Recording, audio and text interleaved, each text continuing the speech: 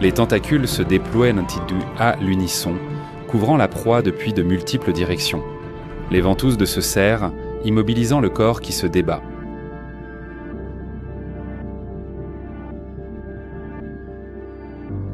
La proie est traînée vers le centre, où le bec dur traverse la carapace de chitine et injecte une toxine qui paralyse le système nerveux.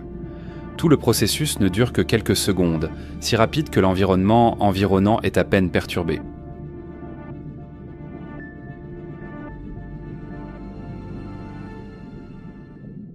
En devenant la cible de prédateurs plus grands comme des mérous ou de petits requins, la stratégie change immédiatement.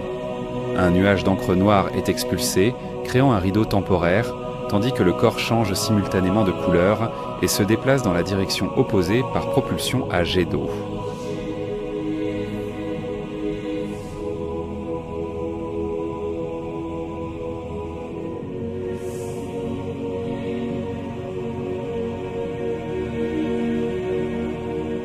Dans des situations extrêmes, une partie du tentacule peut être abandonnée pour distraire, se régénérant par la suite avec le temps. Dans l'écosystème du récif de corail, le poulpe joue le rôle de régulateur des populations de crustacés et de petits poissons, tout en servant de source de nourriture pour des prédateurs plus grands.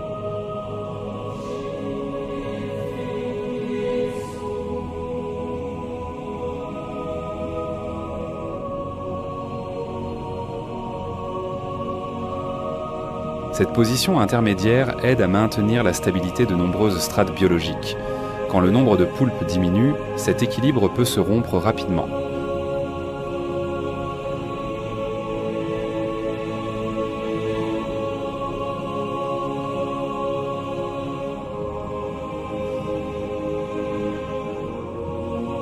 À mesure que la lumière disparaît graduellement sous les eaux profondes, son corps se fond à nouveau avec le fond rocheux, devenant une partie indiscernable de l'environnement. Dans un monde où de nombreuses espèces survivent par la force ou la vitesse, le poulpe survit par l'intelligence, la flexibilité et la capacité à disparaître.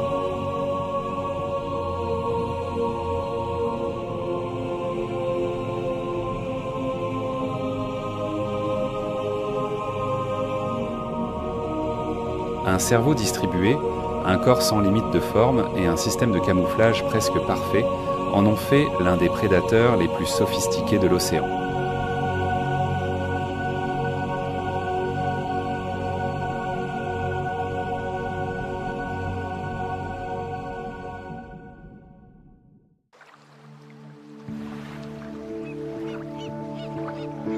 La lumière s'adoucit sur une longue plage de sable au centre du Vietnam. Les vagues de la mer battent rythmiquement. Chaque couche d'eau monte puis se retire, laissant des traces d'humidité prolongées sur le sable fin.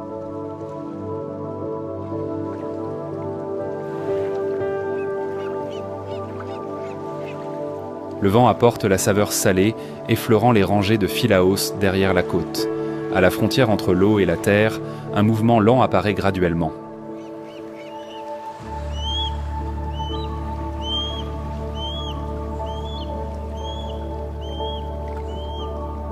De la couche d'eau émerge un corps grand, lourd mais stable, comme s'il apportait avec lui le battement de l'océan. C'est la tortue verte, l'un des reptiles marins les plus anciens encore existants.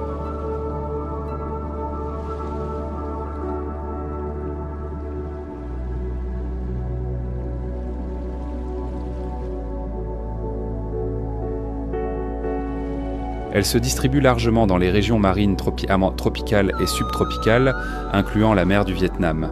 Un individu adulte peut mesurer plus d'1 mètre de long et peser entre 150 et 200 kg.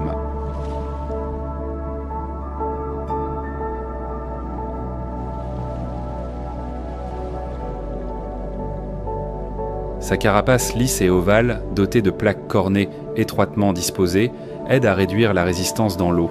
La couleur est habituellement brun-olive ou vert foncé, se fondant avec l'environnement marin. Le nom tortue verte ne provient pas de la couleur de la carapace, mais de la couleur verte de la couche de graisse sous la peau, formée par un régime riche en herbes marines et algues.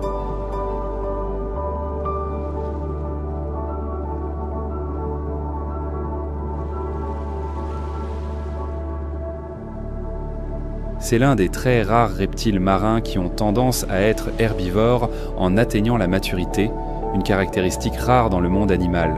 Son corps est optimisé pour les longs voyages.